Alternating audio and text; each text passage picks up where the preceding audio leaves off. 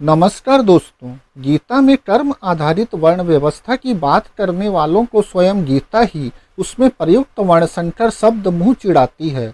वर्णसंकर का अर्थ है एक जाति की पुरुष और दूसरी जाति की स्त्री से पैदा होने वाली संतान।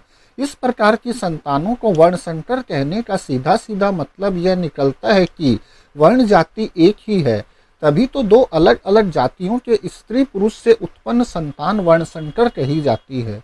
गीता के यह श्लोक देखिए, अध्याय 1 का 42वां श्लोक देखिए। अवांछित संतानों की वृद्धि से परिवार तथा परिवार को नष्ट करने वाले दोनों के लिए नारकीय जीवन प्राप्त होता है। यज्ञ अर्पण से वंचित होने पर ऐसे भ्रष्ट परिवारों के पूर्वज भी पतन का शिकार हो जाते हैं। अब अध्याय 1 के ही 43वें श्लोक को देखिए। जो लोग कुल परंपरा को नष्ट करके अवांछित संतान को जन्म देते हैं, उनके बुरे कर्मों के कारण अनेक सामाजिक और पारिवारिक गतिविधियां नष्ट हो जाती है। इन श्लोकों में अवांछित संतान यानी वर्णसंकर को नरक में ले जाने वाला बतलाया गया है। कहा गया है कि दोनों स्त्री पुरुषों के परिवार जनों तक को नारकीय जीवन मिलता है तथा इससे कुल परंपरा नष्ट होती है। अब यह बात यहाँ विचारणीय है दोस्तों कि दावा यह किया जाता है कि वर्ण व्यवस्था में तो हर व्यक्ति कर्म से स्थान पाता था, अपनी योग्यता से स्थान पाता था, लेकिन यहाँ तो स्वयं गीता भिन्न भिन्न जातियों के मेल से हुई संतानों को वर्णसंकर कह रही है, उन्हें पाप बता रही है, नरक में ले जाने वाला पाप कर्म बता रही है।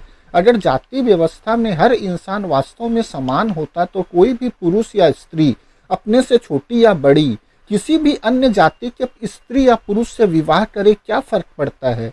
क्यों फर्क पड़ता है? फिर क्यों उनकी संतानों को अवांछित बताया जा रहा है, वर्णसंकर बताया जा रहा है और ऐसे विवाहों को पाप कर्म बताया जा रहा है? सच्चाई यह है दोस्तों कि भारतीय ब्राह्मणी जाति व्यवस्था में इंसानों को कभी भी बराबर का दर्जा मिला ही नहीं, चाहे जन्म से हो चाहे कर्म से।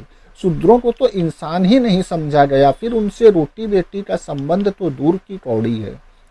जब दो भिन्न भिन्न जातियों के लोग मिलते हैं तो उस मिलाप से पैदा हुई संतान माँ बाप के लिए क्या अवांछित होती है?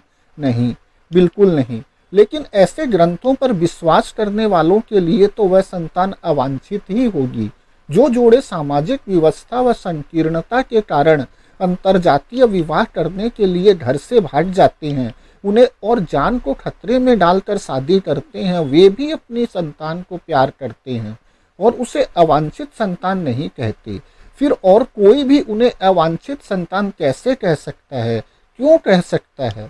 सिर्फ घोर जातिवादी लोग ही उन्हें ऐसा कहते हैं, क्योंकि भिन्न जातियों का मिलन उन्हें फूटी आंख भी नहीं सुहाता और ऐसे ग्रंथों ने उनकी आंखों पर पर्दा भी चढ़ा रखा है। इसलिए साफ है कि वर्णसंकर को अवांछित संतान कहने वाली गीता जन्म से जाति मानती है, कर्म से, योग्यता से नहीं। सिर्फ गीता में ही नहीं, मनुस्मृति आदि अन्य हिंदू धार्मिक ग्रंथों में भी वर्णसंकरों और उनके प्रति घृणा, द्वेष आदि का पर्याप्त वर्णन मिलता है। स्मृतियों में तो यह शब्द सबसे घिनौनी सामाजिक गाली के तौर पर देखा गया है। इस तरह स्पष्ट है कि गीता जाति धर्मी, जाति पाति के गड़बड़ाने, विनष्ट होने को वर्णसंकर कहती है, जो इस बात का परिचायक है कि गीता में जाति और वर्ण दो भिन्न चीजें नहीं है, बल्कि एक ही है और यह जन्म से ही है, कर्म से नहीं। धन्यवाद दोस्तों।